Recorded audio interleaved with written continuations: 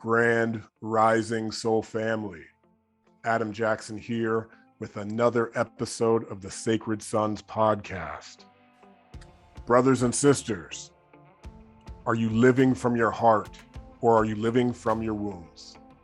That is what we are going to explore on today's episode with our guest, Xavier Dagba. Welcome, my brother. He's joining us from Canada.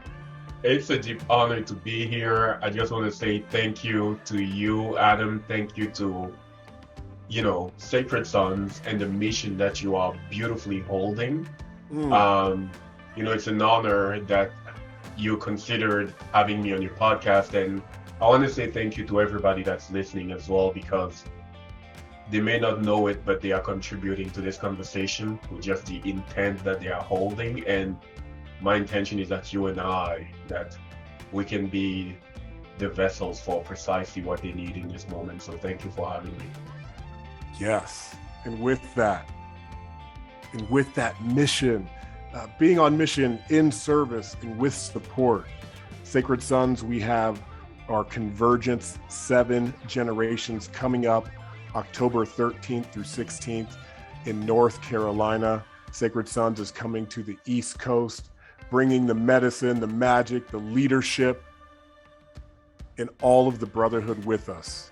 October 13th through 16th, Convergence 7, North Carolina. If you are interested, please go to sacredsons.com and click on Convergence today. It's coming. We're here. We're calling in the brothers. Yes. And with that, our guest today, Xavier, is a trauma-informed transformational life coach. He is an emotional alchemist, and his work, his writings, and his teachings are infused with the intention of transmitting sacred wisdom to the heart. Please welcome Xavier Dagba. Thank you very much, brother. It's an honor. And when you say these words like that, I'm like, geez, I feel that I'm glamorized a little bit here, so I'm gonna have to live up to that expectation. But it's an honor. Hopefully you and I get to that place where we share from the heart and we share precisely what is needed by the brotherhood and, everyone else that is listening and tuning in right now.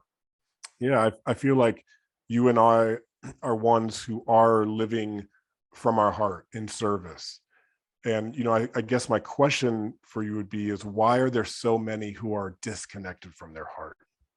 Man, that's such a very, I'm going to call it an intense question, a very intense question. And in my opinion, how about we kind of define a little bit living from the heart? Yeah. Living from the heart is something that can be very nebulous for many people, extremely nebulous. Something that I often get a lot of people asking, do you mean it's just like following the flow of my emotions? Is that what you mean?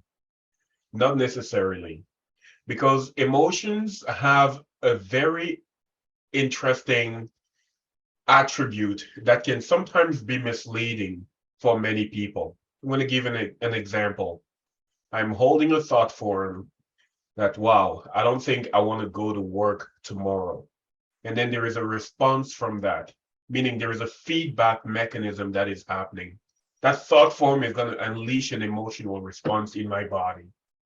Yeah. And that emotional response is only a feedback mechanism, not necessarily the voice of the heart.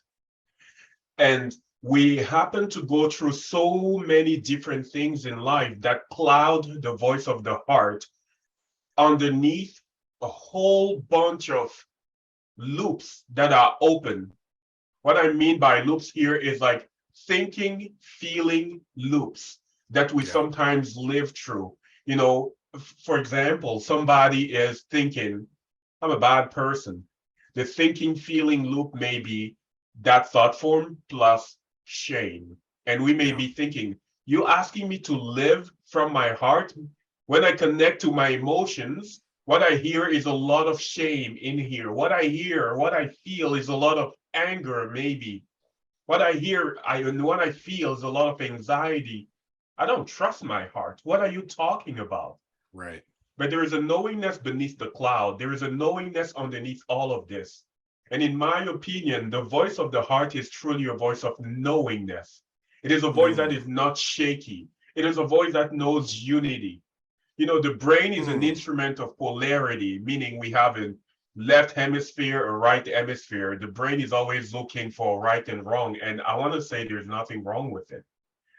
That's how the brain makes sense of reality. It seeks polarity to situate self. It's like, okay, where do I stand on the spectrum of this polarity? The brain needs that. So it's always looking for polarity. The knowingness of the heart is an attribute that can see beyond polarity. It is that knowingness within that is so tapped into the frequency of soul, the frequency of love, the frequency of unity. And that sometimes we get to learn how to trust again. Initially, when we begin to even ponder the question, how can I live through my heart, from my heart? The heart is going to say, declutter, you cannot hear me. So very often when we ask the question, how can I live from my heart? The heart is going to say, I need you to work through this anxiety that has been layered on top of me. I need you to work through this anger that is sometimes clouding your judgments. And sometimes you get into that space of meditation where you are still enough to hear me. You are still enough to hear the voice of the heart. But when I convey knowingness to you, because of the cloud, you are confused and you haven't learned yet how to trust me. Let's build a relationship. So I hope I was able to kind of like drive that in a little bit. Yeah, and therein lies the answer to the question I proposed, is that there are a lot of us who are living out of our head in this duality, in this polarized way, and not living from the heart. So would that be an acceptable answer for you, that more people are stuck in their heads? This is what I experience in men's work time and time again. That is such a beautiful way to put it. It's like we are stuck literally in the games of like polarity, in the games of duality, in the games of like confining ourselves into preconceived identities, and every single thing that kind of challenges that anxiety, that identity, we see it as a threat to who we are. So there is a journey of dissension that is asked of the heart. It is like, I need you to descend. I need you to descend from the pedestal of the mind, and I need you to enter my waters. And when you enter these waters and you remember how to breathe underwater, it's just a metaphor here. When you remember how to find stillness in the water, you're going to find me. I'm right here. I've been waiting to meet you. I want to share with you the geometry of love. I want to share with you, the potency of your own consciousness. Come meet me and come work with me. Come meet me. Come find me. And it's, for many of us, it can be the longest journey in this life that we take, the journey from head to heart. And today, you wrote on your Instagram, one day you will look back and realize you have lived many lifetimes in one. Yes. It takes a brave soul to choose this evolutionary path. And that's what we're doing. And so what I wanted to ask you is, what lifetimes have you lived? What can you tell me about the chapters of your life that have been integral in your journey from head to heart? That is such a very interesting question. And thank you for bringing that up. I can identify maybe 3 to 4 chapters at the moment.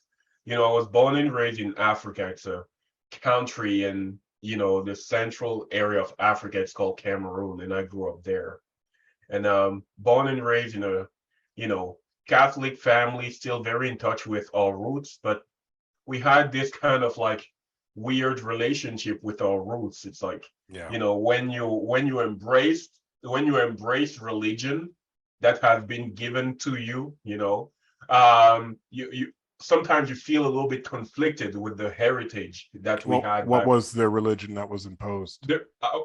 Catholic, Christian Catholic religion. And, my family embraced it. I embraced it to a point, but I was a little bit of the rebellious child with a few things. There were some concepts that didn't really sit well with me. A vengeful God that would punish me if I didn't behave properly and stuff like this. So I rebelled against it at a very young age. And a lot of like the emotional conflict that I have were because I internalized a lot of shame from, elders, parents, family. When I remember at age 5, I told everybody, I want to be a priest. I'm going to marry you, and I'm going to, I'm going to be the one that will celebrate your marriage, your wedding, and you and you and you. And then at some point, I went to church. I was like, you know what? It doesn't sit well with me. There are aspects of it that I love. There are teachings that I celebrate, that I embrace. And then there are others that were just like, if this is a God that will disown me or just like send me to hell if I happen to misbehave, I don't want to have anything to do with it. It sounds like from an early age, you were connected to your own spirituality and to your own relationship with Creator. Does that resonate for you? Absolutely. And it was so strong, very, very strong. I remember I had moments of like, before a meal, my father is still really religious. He was like, we would go through turns of praying. And then it would be my turn at times, and I would start praying. And, I remember at times seeing my sister in tears. I was like, I don't know what's going on with you. And after that, I would say, that wasn't me speaking. And I was like, and he was asking, what's going on? I was like, I don't think it was me speaking. Like, I can't make sense of the words that were coming through. So there were all these fears, and at some point they were holding on to this perspective. Well, maybe this guy is actually possessed. Maybe this guy has some, it's like a lot of shame got internalized, like having a lot of priests pray for me and stuff like this, spiritual interventions. And at the time I really internalized there was something wrong with me. Yeah. So I embraced actually the role of being the spiritual renegade. I was like, okay, if there's something wrong with me, I'm not going to go to church. If there's something wrong with me, maybe that's my way out. I still respect the foundation of, the religious practice back then, which is, to me, the foundation was love. I'm going to hold on to love, and I'm going to keep going forward. I love this concept of being a spiritual renegade. Yes. I feel like there's so many in this current generation who can identify with that. Yes. Maybe feeling spiritually, politically homeless in a way, not having a space, yet having deep connection spiritually to Creator and deep longing. Yes. For that connection to be experienced with and alongside others. Absolutely. And I feel, just in resonance with you, I have some similarities in my story. I also raised Catholic, but that essence of the spiritual renegade is deeply alive inside of me. Absolutely, man. And during that time, I didn't know I was doing shadow work during that time.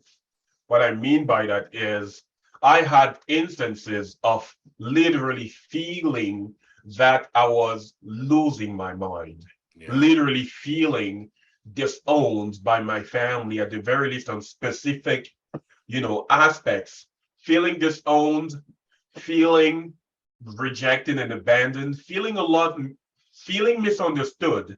But I was lucky enough to know that there's a foundation of love. This is one thing that I'm grateful for. There was a foundation of love.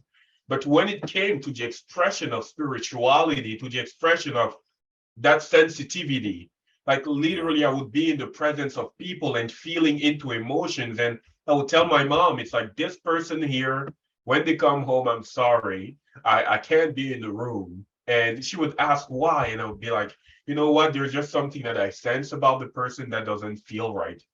I'm not going to be here. But we have traditions. We were like, no, you need to be here. You need to hug this person. You need to. So I was a little bit that kind of difficult child that would be like, no, I'm not. I'm going out.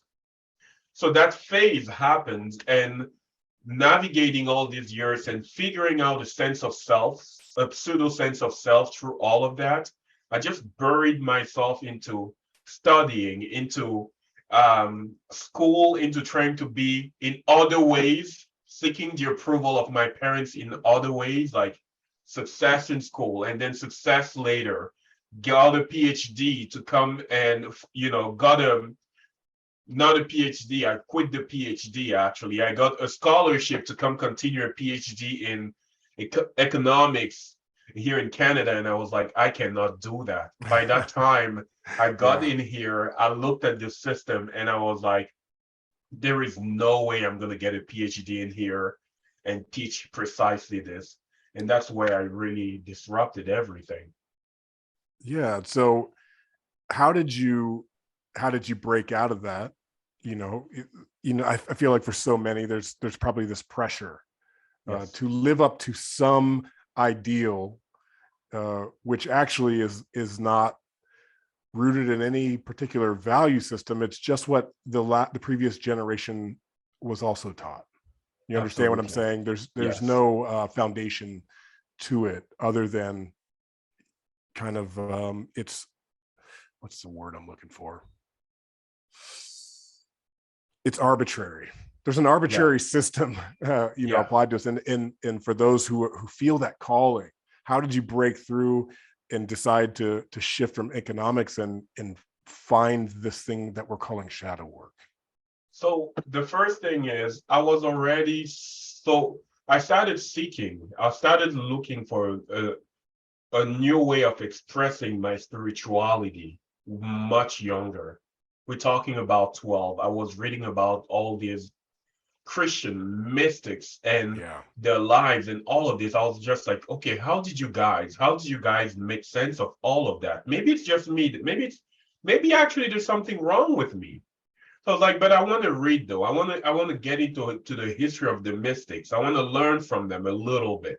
So I got into books and started reading this. And they would, weirdly enough, I would see that their lives would be centered around the foundation, learning how to embody love even more. And of course, so many of them bought into the myth of like, you are born dirty, and something that really didn't sit well with me. So there was a longing. And I was really kind of like connected to that spiritual material. Everything I could put my hands on, from Buddhism, back home in Africa, reading the books I was reading, and people were just like, my friend, you're going to find yourself in the cult of some kind. And I was like, I'm just exploring. I want to find out. And then I was also in the family system. I was trying to play the role. I was seeking the role of the golden child. I didn't have that role spiritually. I didn't have that role. Actually, I looked like the black sheep when it came to like spirituality and all of these aspects. So I wanted to be the golden child. So I embraced the values of my mom when it comes to what a man should be, of my dad when it comes to who a man should be. I need to find the highest grade possible, the highest pay possible, provide for my family. And I was like, I'm gonna go after that. I don't find any big conflict in that, with this path, in that pursuit. And I did. Now, when I got into the PhD thing, the conflict happened at another spiritual level, because I started looking at an economic system that, in my opinion, lacked compassion. It lacked, it was extremely manipulated. I worked a lot on the, financial markets and things like that. And I was just like, this is not possibly something I want to contribute to. I was about to write a thesis there. And I was like, no, I won't do that. I can't do that. There was a big conflict. So that's how I let go of this. It was a decision that I made alone. Literally at that time, the amount of conflict that I was feeling internally, I had to get out. And that's it, isn't it? That's living from the heart, because it's listening to your body. It's being honest with yourself about what's coming up, the emotions we're feeling, the sensations in our body. A lot of times your gut just knows. And if you listen closely, the path will reveal itself. And that's the entrance to living from the heart. That is so beautifully said, man. And I'm going to amplify something that you said here. The gut had spoken. My heart had spoken. And what was the calculation that was going on in my mind was, what is it going to cost me if I drop it? Like, literally, I'm going to be quite honest here. international student in a foreign country, living alone. I rely Mm. fully on this scholarship kind of money that I'm receiving for everything.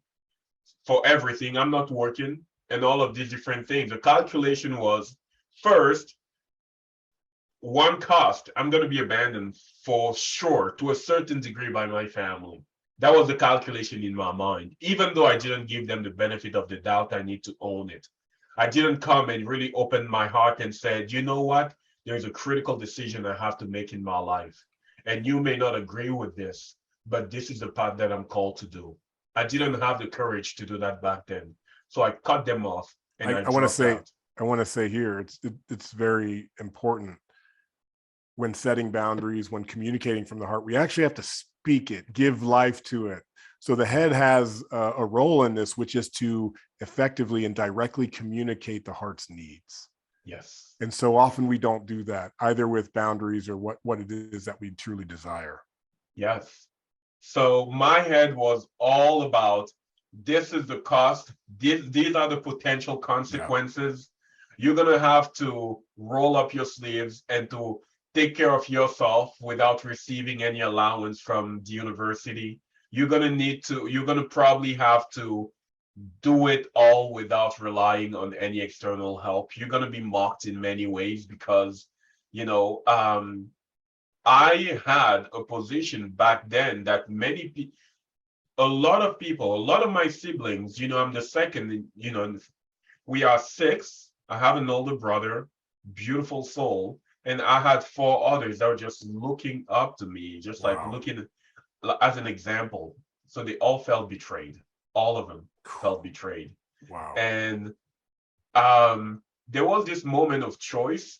And it's a moment where you literally kind of have to let power descend. It's like an intention that is coming in and it's like looping in your heart, and your heart is waiting for a choice to be made. It's like, okay, what do you say? Do we move forward? And making that choice means I choose these responsibilities and I embrace the potential consequences. Yeah. That was a choice I had to make. So I had to embrace the potential consequence of like bringing rupture to a lot of relationships. I have to embrace the potential consequence that I'm going to be mocked for a long time. I had to embrace the potential consequence that I had to figure out a whole bunch of shit by myself for a long time. And I couldn't say no to this. Yeah. And So so what happened when you leaned in and you did make that choice? what happened when I leaned in was like an immediate kind of two things, weird feeling at the same time. Instant relief, almost like instant relief. And after that, a swelling of grief. Mm. Just like a huge amount of just like grief that was given permission to be sensed, to be felt, to be acknowledged. And I remember that period so critically. A lot of people are often talking about surrendering to your light, which is a beautiful thing. It is very challenging to be able to surrender to your light if you are unwilling to surrender to your pain as well. Mm. It is really challenging to be able to do that because it's really challenging to even be able to make room for the knowingness of your heart if you are unwilling to surrender as well to your pain, because your heart very often when you're meeting pain, here is usually the voice of the heart. Let me show you that I can hold this. Let me show you that I can make room for this to be transmuted. Let me show you how much I can expand. Let me show you that you have no way of being alone here.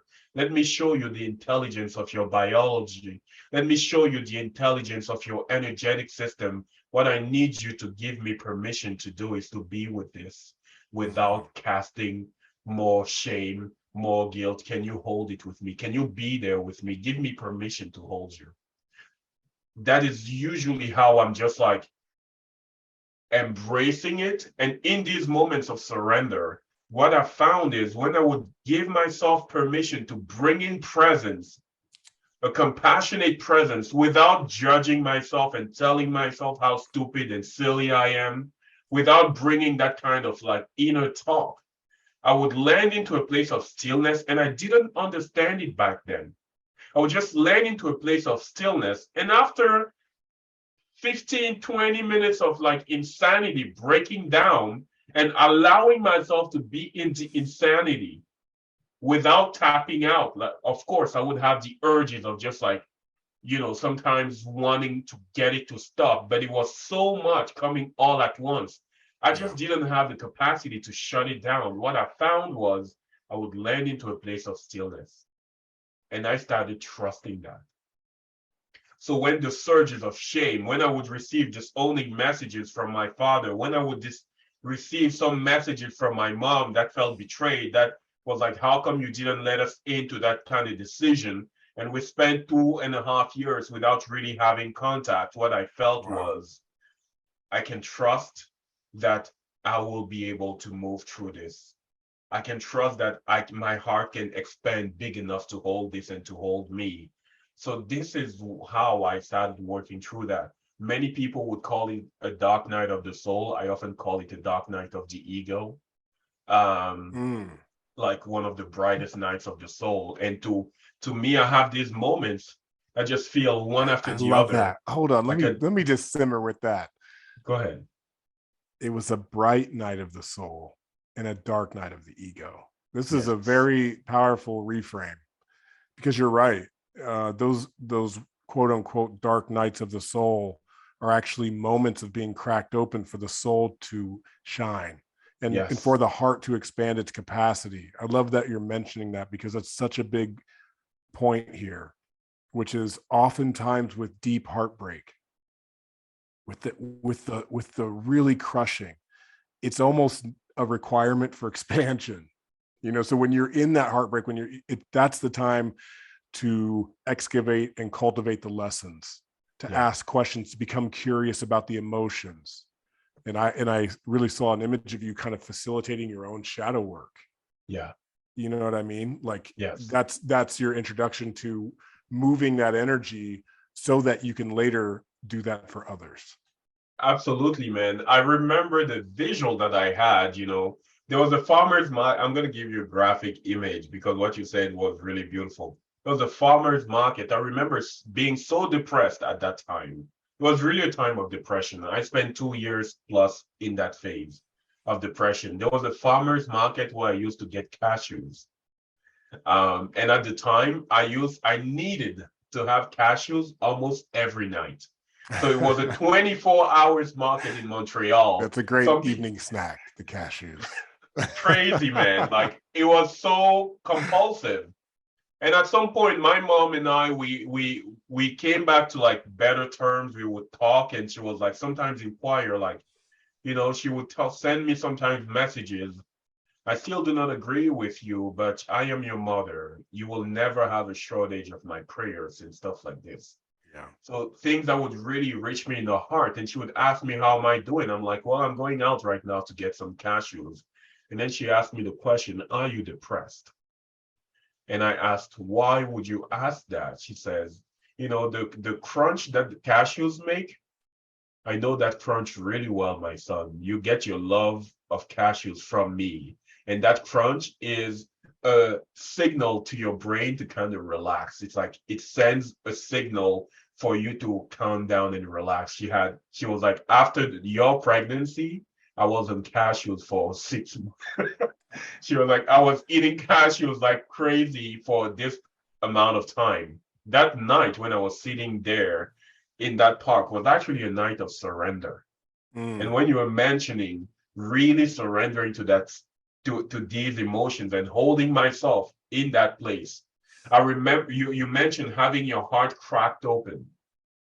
I'm going to share a perspective about anxiety that I've seen for myself. Almost every single time I've felt anxiety since back then, I've realized that I am resisting the crack. Almost every single time I've realized for myself, I have called in more energy that wants to flow through me. And for some reason, I am not letting that in. And every time, just like back then, I ask the question, what do I need to surrender into? And I actually allow the anxiety goes away. And then there is just a wave of just like almost energy that washes away. And of course, it often takes me through a moment where I need to hold something for a hot second. And then trusting the heart is actually making the room needed for that integration to happen. It's like the way I see integration, it's also the heart asking, let me expand to include the anxious part. Let me expand to include the part of you don't know how to love yet. Let me expand to include the parts of you that you don't know how to be compassionate with yet.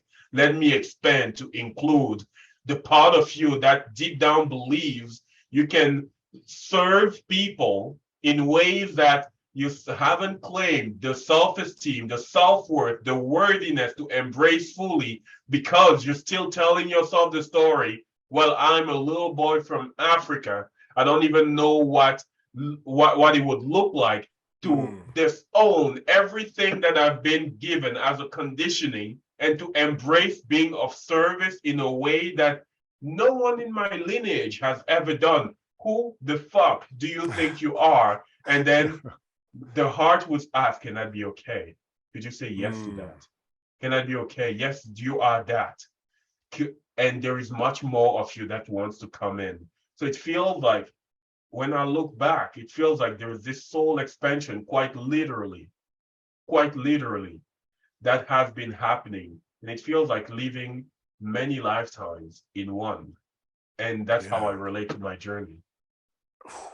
That was powerful. And you know, that inner voice from the heart, I could clearly see your inner child's knowing.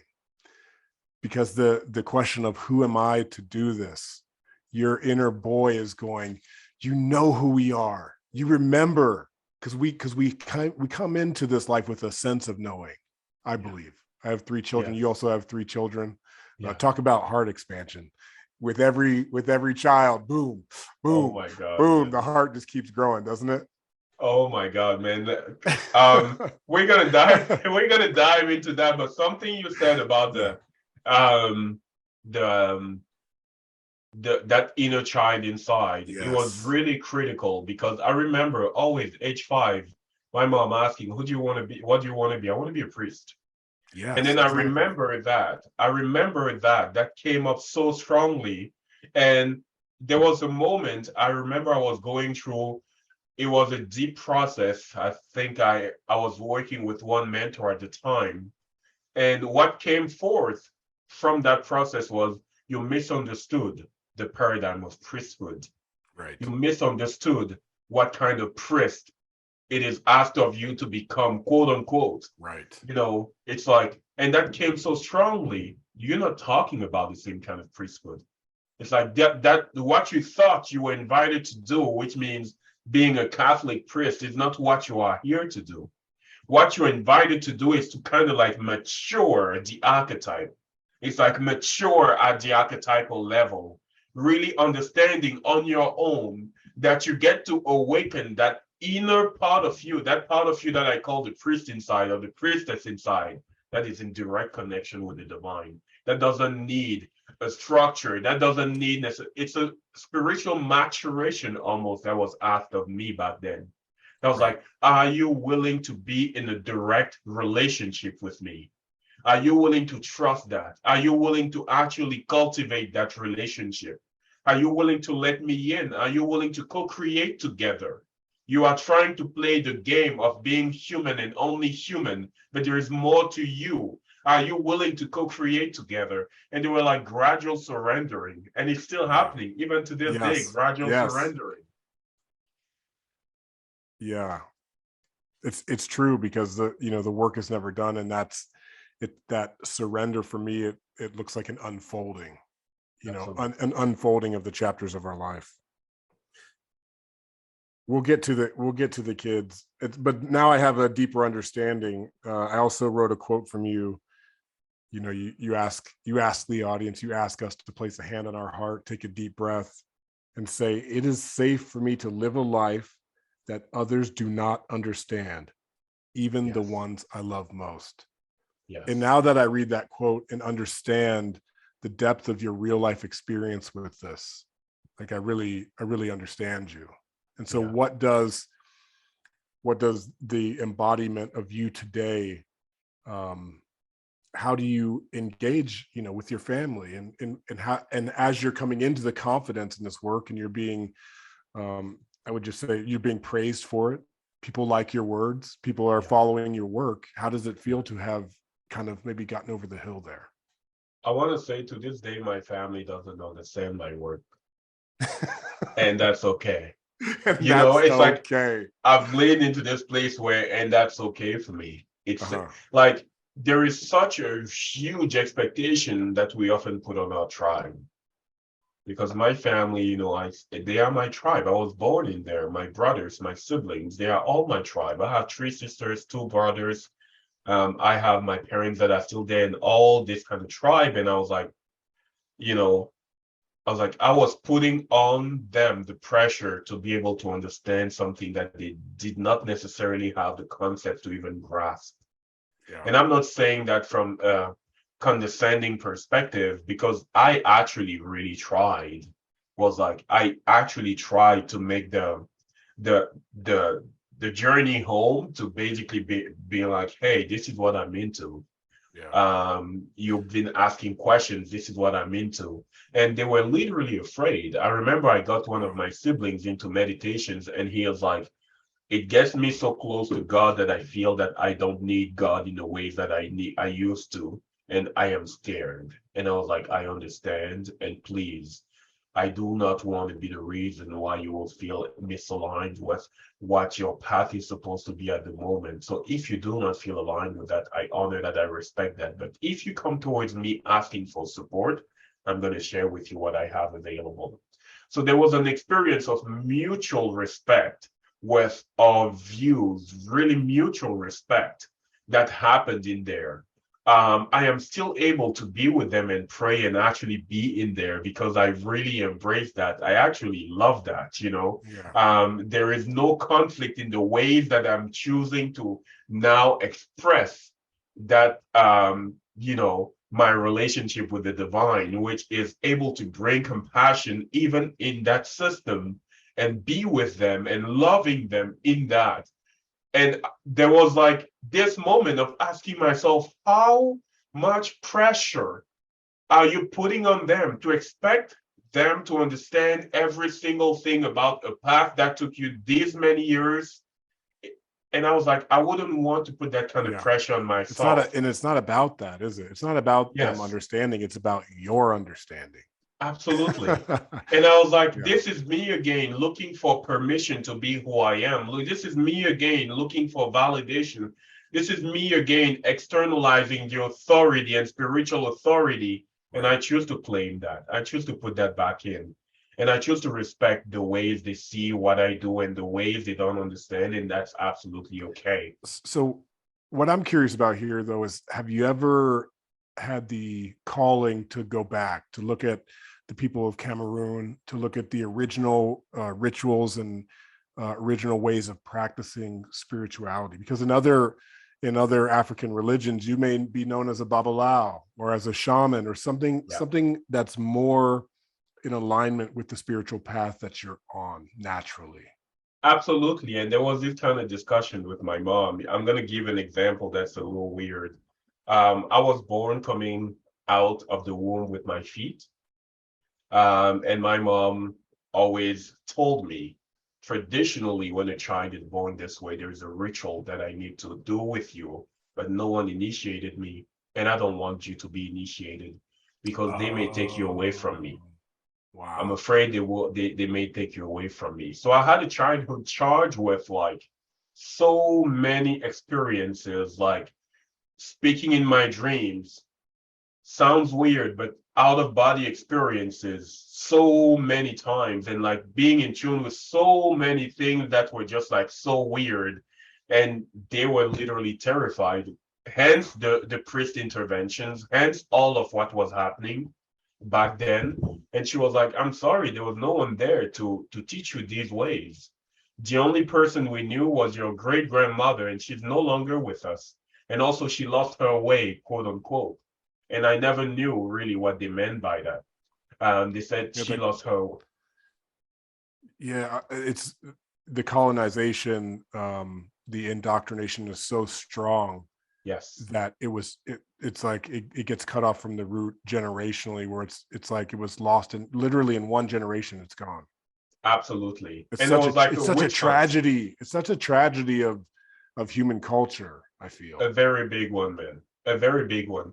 Actually, my mom is the one from Cameroon. My father is from Benin, which is like, like West Africa, kind of like the center of the, back then in the years of slavery and all of this. And Benin was known from what is called voodoo today. They call it like, spirit worshiping in other traditions. So my grandmother was actually my great grandmother, the mother of my father, and my dad was like terrified of all of this. So basically, that's to give you a little bit of a background. So lately, I've been kind of more interested in all of this and learning more and really embracing more the power of like the connection with ancestors, the power of just like connection with a ritual, and really remembering a few things, in weird ways, in really weird ways, and even working more with that kind of energy. So what I would like to say is there has been a deep remembrance happening, and I am in this intersectional place where I feel supported by many different systems, and I feel so much sometimes able to hold things that people have a hard time understanding. And I found within my heart the capacity to let my parents, my siblings be who they choose to be, even though they still do not understand the work. And that for me was the greatest liberation. And I always tell my dad, sometimes he's even asking me right now, do you mind, are you open to translating this video in French for me, please? Like right now, there's a little bit of an interest. He's like, okay, what do you mean in this video? What are you saying here? Or what are you saying here? And there is a little bit more interest right now because I really let them. I was like, you know what? I am here. I am your son. I love you. And my heart is open to you. Of course, there are things about your humanness that I don't like. Uh, but I honor and I love you and I appreciate you. And now there is this kind of like yearning at times that I feel, and I find it fascinating in the family dynamics. Yeah, so much of what happens or what can happen on a spiritual journey, a journey of awakening, can play itself out in spiritual ego. Yes. And I've worked with a lot of brothers who get the hit, who get the call, and then begin to like shame their parents or have expectations on others to understand this new awareness that they have just received. Yes. and that's a trap. Yes. And so with what I'm hearing and you going back and being willing to share and also being willing to participate in the old ways that are known within your family with no ego. Yes. This is the way, and this is a way of humility. And you also wrote recently, humility is one of the greatest protections against darkness. I love this quote. I love this line of thinking. I'm in full agreement with it. And what I'm hearing from you is deeply rooted in humility. Man, it's like humility is such a great protection. And I'm going to share a little bit more on that if you allow me. What I've realized is arrogance is what the shadow needs to thrive. And very often an expression of arrogance is denial. An expression of arrogance can be like at putting ourselves in a place where we pretend to know what other people need. Yeah. I often tell my wife, every time I start telling you what you need, call me out. When I start telling you what you need, I'm trying to play the role of your soul, which I'm not. So please call me out. Every time I say you need to, call me out. I need to hear that. I need to hear the part of me that is actually saying that, because that's an usurper. That's a part of me that needs to be humbled. So sometimes we play the role of telling people what they need, and actually that is the seed behind a lot of the, old patterns of overpowering. Like, I'm going to go on your land and I'm going to tell you that you need to you need to you need to embrace my God, and you need to pray this way. You need to embrace my system. And I started playing that role with my family at the beginning. Precisely. This is what I call the inner colonizer. Absolutely. And just as we're talking about colonizing culture, sometimes we have this tendency towards narcissism that puts us in a state of colonization. And we have to recognize that shadow within, each of ourselves. I was playing that role. I was like, telling my younger brother he would come for support and to be held and to express the anxiety of your young boys like he was. Yeah. And he still looked up to me, and I was like, no, you need to meditate, you need to do this, and you need to do that. And then at some point he expressed this fear. I feel like you're taking me away from God. And that was a sobering moment for me. I was like, holy shit, take a breath right here. For myself, I was like, I got to take a breath right here, because it seems like I am achieving the exact opposite of what I thought I was doing through kind of like bombarding him with the tool that I know today and that I think he needs. And at that time, I apologized. I was like, I am sorry, man. My intention wasn't to mislead you. I am so sorry. It's like, that wasn't the intent. And I didn't go even into the minutia of explaining what meditation is. I didn't go into the minutia. He didn't need me to defend what I was trying to force feed him. He needed his brother. He needed me to be with him, and he needed his older brother. He needed me to say, I'm with you, regardless, whether you embrace these tools or whether you do not. I'm with you. He didn't need a teacher. He needed his brother. That is powerful. So that was a big moment for me. Like, in his own way, he sobered me up. I was like, straight, just like there are these moments where you feel that power runs through you in an instant and it realigns your brain. It's like, okay, I can see straight in that moment. And when he said that, because he has a unique access to my heart, he said that. It was like, I feel that you kind of like taking me away from God. And I was like, what the hell? Let's take a second here. And that realigned me immediately. And I had to understand in that moment, that wasn't my job. I was trying to take on a task that wasn't my job. And maybe the task didn't even need to be taken by anyone. So that is exactly what happened. And the arrogance that often happens in these old ways, the denial that could have happened in there, which denial, what it looks like. No, I'm not trying to take you away from God. Actually, let me defend my position. Let me show you that actually I'm trying to bring you closer to God. You just don't get it.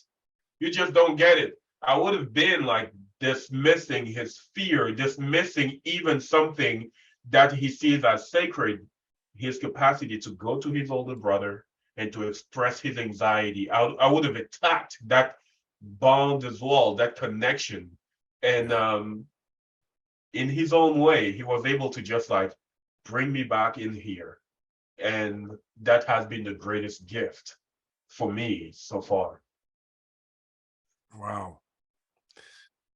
That's powerful. I really love that that you said your brother has a unique access to your heart. It's a very poetic statement. And yeah, it's interesting too, because the puzzle pieces of these many lives. What's up? Hold on, my son's coming in. I'm on a call. Say hi. Hi. That's Xavier. Hi, how you doing? Yeah, I can hear you from here. Oh, okay, makes sense. How you doing? How are you doing? Oh, he still can hear me. What do you need? I just need a button. Go get it. It's in the kitchen. Yeah, but I can't open it because of the paper. Bring it to me and I'll get it. Needs help with a banana. Okay. Yeah, I really feel that. I'm gonna shift now to fatherhood. Is that cool? Absolutely, my friend. Absolutely. Actually, let me wrap up one piece of shadow work. I love really understanding your personal experiences in dealing with your own shadow, which is kind of what you've been describing. And you also bring light to something called the golden shadow. Yes. I was wondering if you could just expand on what that is. Absolutely.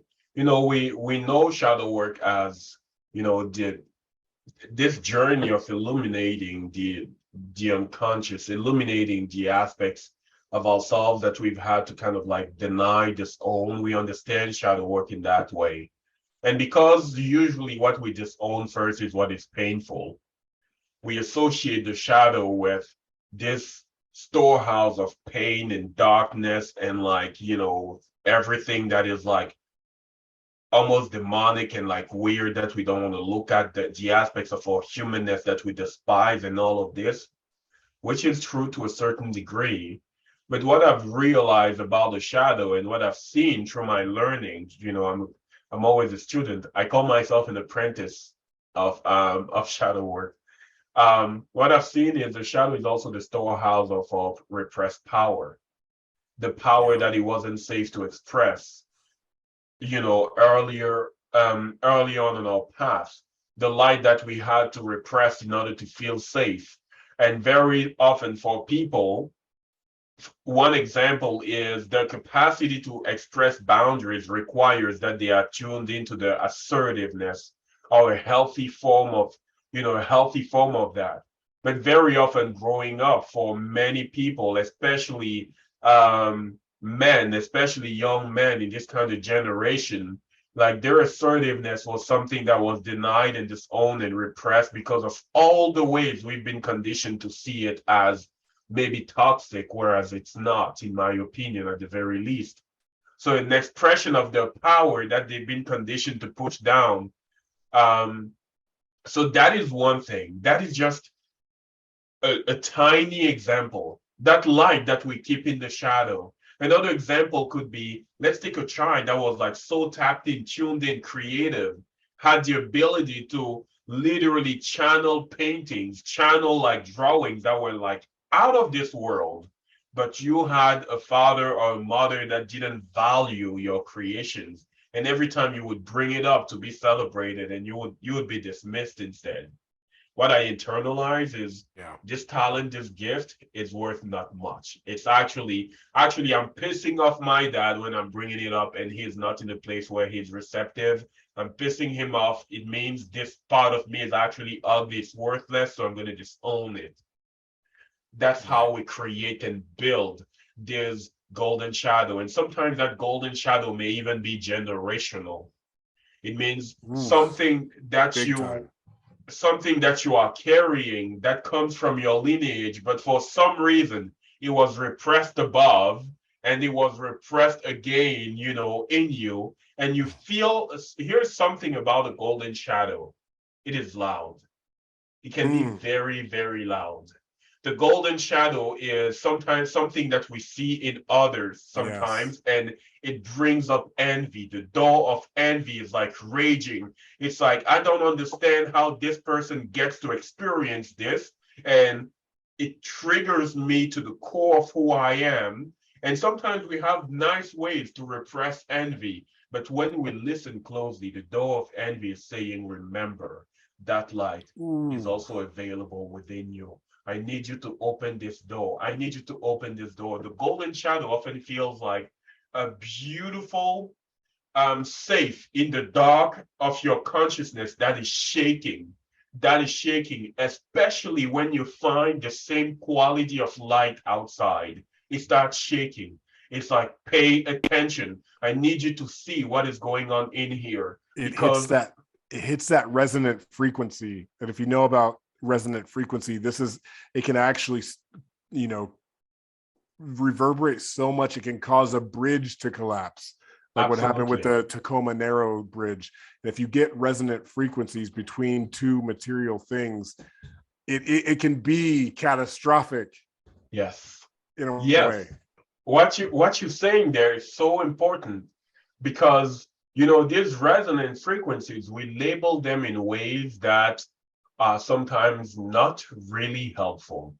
What I mean by that is, let's say that I see your brother, and he is showing up in so much beautiful, open-hearted, assertive, powerful, embodied, and a part of me is like shaking inside.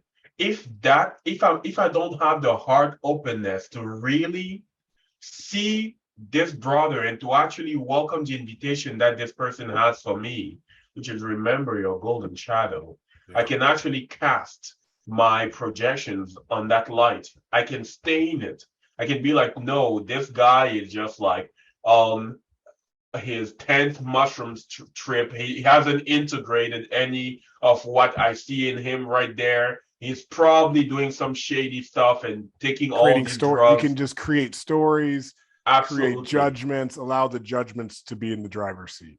Absolutely. Very often that's what we do. And what we do is we stain the light.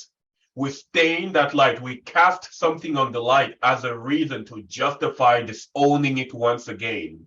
Yeah. As a reason to justify, no, it's not a good reason even to think about reclaiming it. So I'm just going to cast judgment on it to make it dirty so that I can suppress even more the part of me that was initially activated or that wanted to be heard and be seen. So the golden shadow for many people that are in the world of service out there, sometimes they have that kind of like invitation. It's an invitation to descend. And sometimes the guardian of the golden shadow happens to be that judgment. It happens to be that feeling of envy. It happens to be the saboteur inside of us that is like, you cannot possibly hold this quality of light. You cannot possibly do that. Who do you think you are to be able to do that? That saboteur is sometimes a guardian in disguise that is like, I need you. I need you to actually show me that you've reached the threshold necessary for this door to be open. So the golden shadow is something that I would, at the very least, invite everyone to give a. I want to explore this image I have now of this guardian who is at the door of the golden shadow, because the trick here is it's not to fight him or overpower him. Yeah. It's to love him.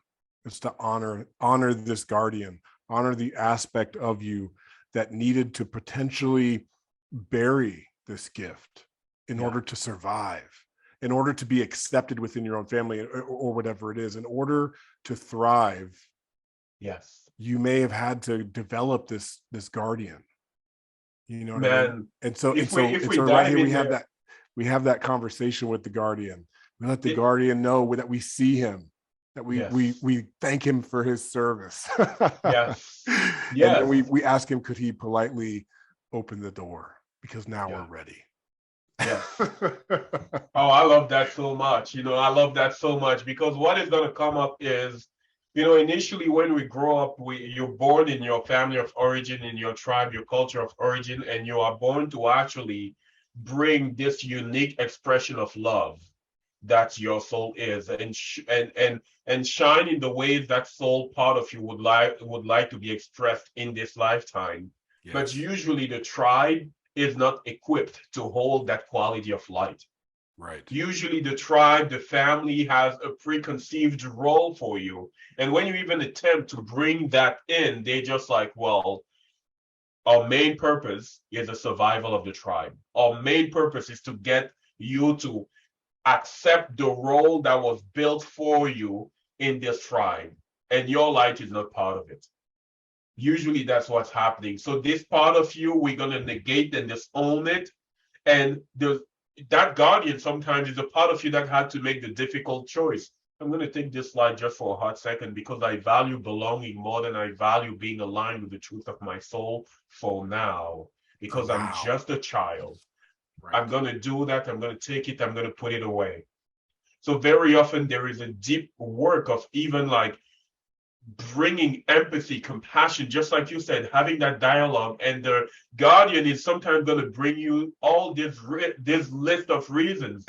You remember at age this, you did this, and daddy responded in this way. Are you telling me that you know how to hold that right now? Are you going to tell me that you are able to hold the possibility of you getting on a stage, or you stepping into a session with a person and trying to transmit something to them, and they're going to say no to this? Are you telling me that you can fully hold it without abandoning yourself? And again, your job is to say, I think I'm there. I think I can figure it out. I think at the very least that pain is going to come and I'm going to go through this without abandoning myself. I don't have all the answers to all your insecurities or to all the reasons why you need to protect me. I may not have all of them right now, but I have created a new alliance with my heart. And that new alliance is what I trust will get me through whatever will come from the embodiment of this light. I want it. It is mine. I am worthy of it. Please open the door. Let's practice it. Open the door. Where in your life do you need to open the door to your own heart? This is a question to ponder. This is the work in many ways. And this is a time of not only awakening, but where we need our brothers and sisters to really tap into their gifts to be of service. Truly. Yes. You know, and we are here as in our own versions, examples and embodiments of it. And that's the thing about embodiment. When it brings up that golden shadow or golden charge, it happens with men all the time. Yeah. In men's work, you know. Yeah. And there's a real truth. If you spot it, you got it. If you see a king in me, that's because somewhere inside of you deep, there's a king waiting, just waiting to come out. Yes. If you see a lot of brothers see the lion in me, lion heart, you know what I'm saying? It's like, yes. Man, you got that lion heart, you got that heart of courage as well. And reflecting that back, it's an important part of not only, it goes beyond mentorship. This is acknowledgement. This is encouragement. And as in the masculine essence, these are things that can really change culture, I feel. Yeah. And we've seen it go in the negative ways. We've seen it go into the dark shadow. Yes. And what happens when we use our embodiment and bring our brothers and sisters into the light? I'm here for that. I love that, man. There is something that you said that is so critical. If you see that in me, it is available in you. Yes. Like there is something that I was given as an exercise and that I give to everybody that's, work with me at times around that golden shadow.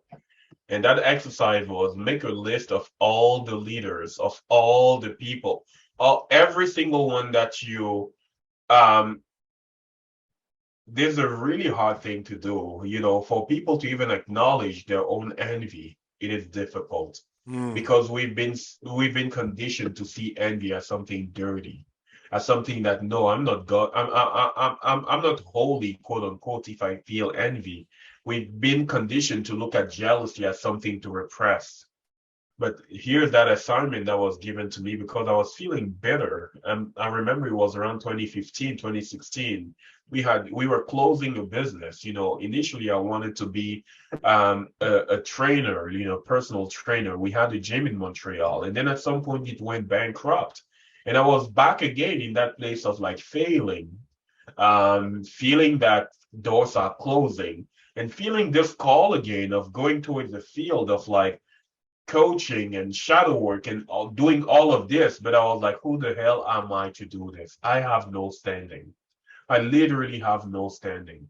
So I would see all these leaders in the field back then, and they were just like showing up and really speaking and shining. I was like, damn it.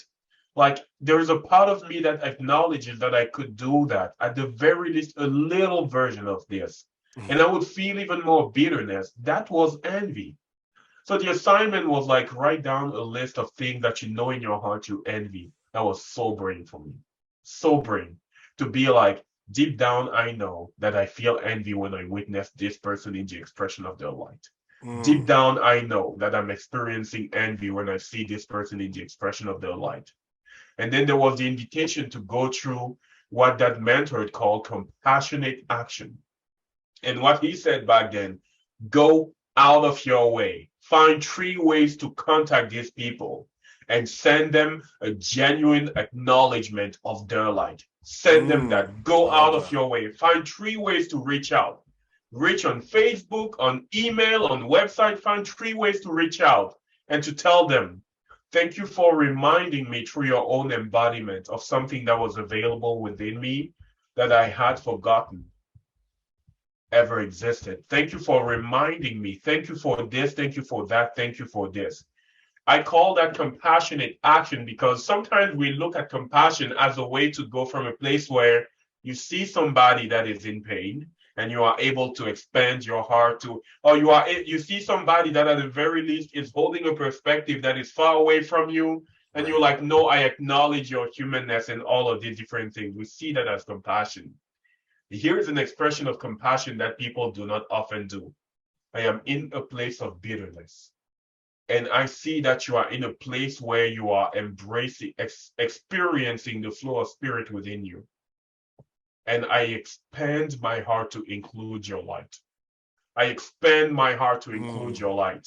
And what the ways I would achieve it back then was going out of my way, and it needed to be heartfelt and heart-centered. I would write it down, send to my mentor back then, and he was like, read it to me. Would you please read it to me? And I would read it. I was in tears. He was like, send it. Without fail, this opened a pathway within me. And I don't think any of them responded. None of them responded. I don't think any of them responded. And then it was still, and that wasn't a the gift point. for me. That wasn't the point. Because the true point was self-compassion. Yes. And the acknowledgement. I love your teacher giving you this, because this is a practice. Yeah. This is a real way of transmutation of the envy, of the bitterness, into self-compassion and into I think you're saying compassionate action. So therein implies like taking an action a step forward, not just sitting in it. Yes. Yes. I love that. And because of the reflective capacity, that we have, it's like what you're emitting is what you're also receiving at the same time. And that's what unfolded.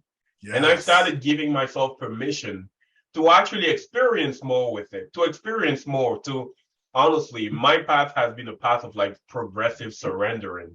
There's been like, I wasn't fluent in English, but all the spiritual training that I was receiving was in English. Half of what I'm saying right now, I don't know how to say in French.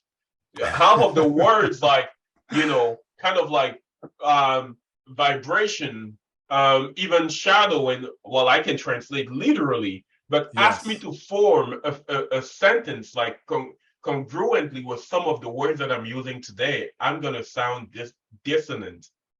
So there was a surrender, progressive surrender, and progressive surrender. And it was like, you know what? I am going to do it. I am going to do it. It's going to sound like it sounds. I'm going to step out there. I'm going to share it. I'm going to learn how to express my heart. I'm going to learn how to do all of these things. I'm going to surrender and surrender. So that was really the path for me. This life is surrendering. The path of a human, there's so many opportunities to surrender, truly. And we don't want to surrender the true nature of our soul. We never want to give that up. That is the mission that we take up. That is the charge. That is the piece of living from the heart in service to your soul.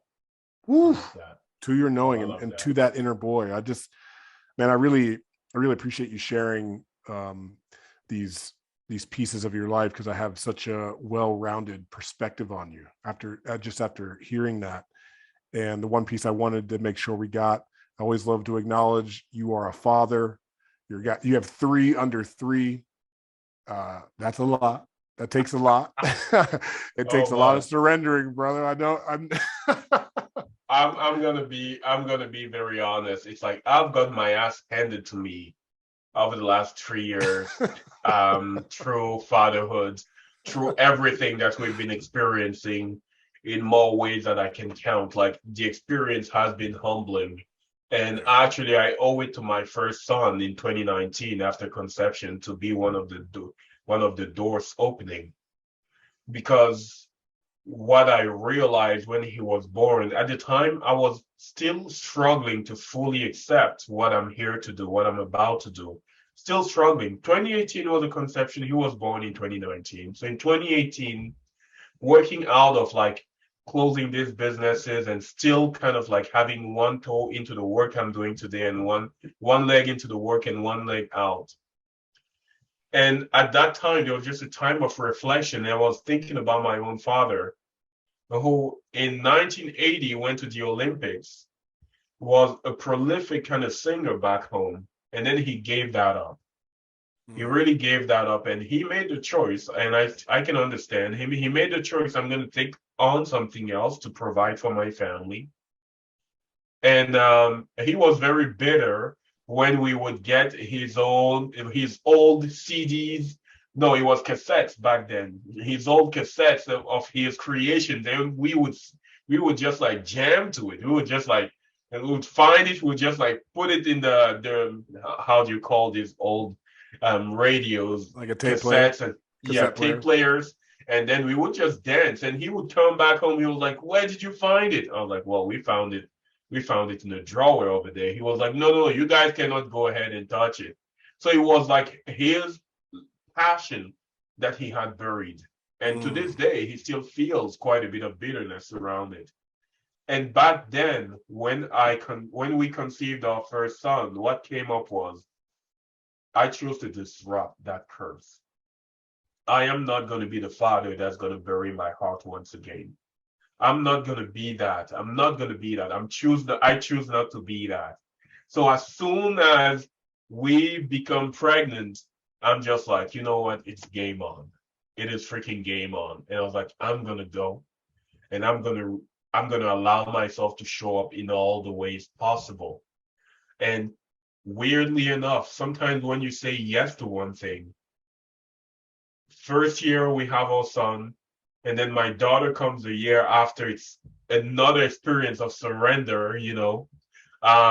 So it was just like, are you ready to say yes to this? You know, and my wife was like, you know what, this baby is here, this baby stays. I was like, God damn it, man.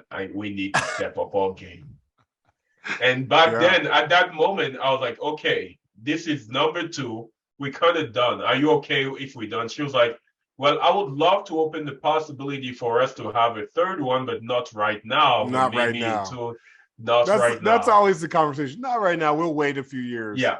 So I was like, all right, that's 7 months after. Yeah. 7 months after, she is like, I am pregnant. I have a breakdown. She has a breakdown. It was in times of lockdowns. I don't have my family around. She doesn't have her family around. It's only her and I. We are in Montreal. And I was like, we're going to have to do something. If we're going to do this and be parents of 3 on the tree with all of what is happening at the moment, we're going to need community. We're going to need community. So we grieved, we cried, and then we felt happy. We were like, okay, we don't know how we're going to do this, but we feel that we have it within us and we're going to surrender. So we had these moments of like consciously surrendering, and we are in here right now. You know, we are in here right now. It has been a journey there has been archetypal awakenings happening within me.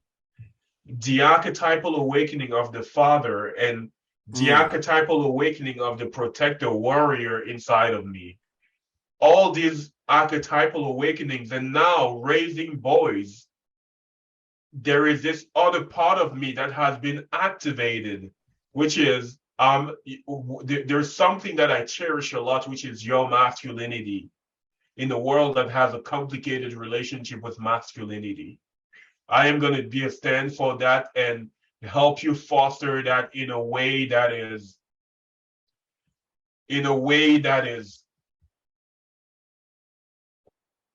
I don't even want to use the word healthy, and I don't want to use the word divine at the same time, but in a way that really embodies a new, beautiful way of being human, with an open-hearted, a man with an open-hearted that doesn't see any aspect of his humanness or his divinity as something that he needs to dirty, or as something that he should dirty just because the world around has a hard time being with that. So there has been another archetypal awakening that I had to do within myself, healing the boy inside of me even more. That has been happening, holding the parts inside of me that sometimes my younger son is reflecting, loving the parts of me that growing up I didn't have the permission to express in my family, and that I don't necessarily want to bury inside of him, but teach him how to mature. It also inviting me to hold these parts of me that I could not be able to see without him. And now also, there's been so many awakening after awakening, just expanding my heart. And sometimes it has felt relentless. And can that be okay? Yes, can that be okay? Do I have the intelligence in my cells to be able to hold it, in my heart to be able to welcome it? Every single time I ask the question, my heart is like, let me show you, my friend. Let me show you. Yes, you do. Are you willing to let it in? And so this is what my journey has been. And we could dive into, some aspects of it, but it has been such a huge journey of like expansion. Yeah. Let your heart show you the way. Listen to the Yes. heart. And yeah, man, I honor you and your wife for what that is, and how much work it truly is, and for leaning into community. That is absolutely what is needed. I know my boys, I have 3 boys, 7, 2.5, and 7 months now. And for the 2 who are older, they just want to play. They just want to be around other kids. They want to be around aunties and uncles who they can trust and who they can be seen by. And one piece that came through for me as you were speaking is, in becoming a father and having children, in my experience, it gave me more compassion for my parents. Yes. It's like it goes that way too. Like I'm giving my kids something that maybe I didn't have or longed for, but at the same time, I'm giving my parents even more compassion, not less, more. Not less. Like a whole lot more. I remember when my first son was born, that I think I'll always remember that. I'm not sure if it was around that or when my dad learned that we were expecting a boy. Maybe it was a little before that. He sent me this message. And at the time, I had already kind of reconciled with him. He sent me this message. I just want you to know that when I was raising you back then, I didn't know how to hold, the sensitivities and the uniqueness of 6 children. If I failed you in any way, please forgive me. I will never forget that message. I will never forget that message, because that opened the door in my heart in such a profound way. And the well of compassion that I have for this man, and of course, he knows all my buttons. He can push them every time if he wants to. And I am practiced enough to know how to respond more gracefully and not from reactivity right now. But the amount of compassion that I'm able to direct at him, and some days I will have a conversation with him. He will start bawling over there, and my mom will send me a message. What did you do to your dad again? I'm like, I didn't say anything. I was just like, well, I appreciate you, or something like that. Yeah. And she was like, well, apparently there was a chord that you touched there, and I want to say thank you, because he was so, I don't know, much more open-hearted, and I saw him crying. I That's rarely that see him resonant crying. frequency. That's the power of the Absolutely. resonant frequency. So I've had these experiences one after the other. And of course, we're human. And another day he's going to send me a message, and I'm going to be like, what the hell, Dad? What are you getting at? Like, what are you trying to do here? And, that's another aspect of the relationship. But overall, the level of compassion, the level of understanding, the level of just appreciation for what they did, and the light they held in a place where the odds were just stacked against us in ways that we didn't understand as children, in ways that caused them to make the choices that they made. There is just reverence about a few things, about so many things. There's just pure reverence. And I've been able to express that. So this journey has humbled me like tremendously. a humbling walk. It's a good walk. Yeah. It's a good walk, this life. All right, with that, Xavier, thank you for sharing your story, your teachings. Is there anything that you would like to leave with the brothers and sisters and those who read your work, know your work? Any piece that you would like to leave with them as they're listening? If there is one thing that I would like to, well, first I want to say thank you for having me. Thank you to the Sacred Sons family, man. Thank you for the work you're doing. And I don't know if you have any idea of how deep that work reaches, because it is generations beyond generations that it's impacting. It's like a big ball that is like rolling at the moment. And every time I see the impact that you guys have there, and it gives me shivers when I see some of what you're creating. So I just want to say thank you for that. And what I'm present with, it's for every single one listening to any part of it, listening to some aspect of my journey. What I would love to say is that part of you that feels out of reach, that part of you that feels inaccessible, has been waiting for you to let your personal human will align with your divine will. There are critical moments where the guardians that we have within ourselves are very often asking the question, are you willing to accept the responsibility? And are you willing to say yes to the potential consequences that may unfold from me opening the door to your golden shadow, from me opening the door to your heart? Are you willing to accept the potential responsibilities and the potential consequences? And through that simple action of vocalizing a yes, there is an initiation that starts. And sometimes it involves the dark night of the ego. I just want to say, through these dark moments, the most sacred aspects of you have no way of getting breached. They have no way of getting tainted. They have no way of getting defective. And we have entered a paradigm of remembering worthiness, because very often we enter this path and we believe I need to deserve things. And with deserves comes, I need to prove my worth. We deserve something through through how we've demonstrated our worth. When it comes to you reclaiming your own empowerment, it is now embracing the paradigm of I am realizing worthiness.